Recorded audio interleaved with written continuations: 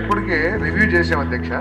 Review చేసి రాష్ట్రం అంతా కూడా ఎంక్వైరీ చేయండి, బెనిఫిషియల్ లిస్ట్ కానివ్వండి, లేకపోతే కొంతమంది కాంట్రాక్టర్లు ఇల్లు తీసుకుని కట్టలేదని దాని మీద ఎంక్వైరీ చేయమని అధ్యక్ష. కాంట్రాక్టర్లు మెటీరియల్ తీసేసుకుని దుర్వినియోగం చేశారన్నారు, దాని మీద కూడా ఎంక్వైరీ చేయమని అధ్యక్ష. ఒక నెల రోజుల్లో రిపోర్ట్ కూడా ఇవ్వమని చెప్పేసి ఉన్నతాధికారులు ఆదేశించడం కూడా జరిగింది. వెరిఫికేషన్ హౌసెస్ టీమ్ కింద గతంలో మినిస్టర్ గారు చెప్పిన ఆదేశాల ప్రకారం 152 ఇళ్ళు కూడా తనిఖీ చేశారు. దాంట్లో 35 ఇళ్ళు పాత ఇళ్లకేనో 4 ఏళ్ళ బెనామీలు, మొత్తం 39 ఇనెలిజిబుల్ వెరిఫికేషన్ టీం అదర మండలాల నుంచి కాన్స్టిట్యూన్సీ నుంచి డిఈలు వాళ్ళ రిపోర్ట్ ప్రకారం ఇచ్చారు.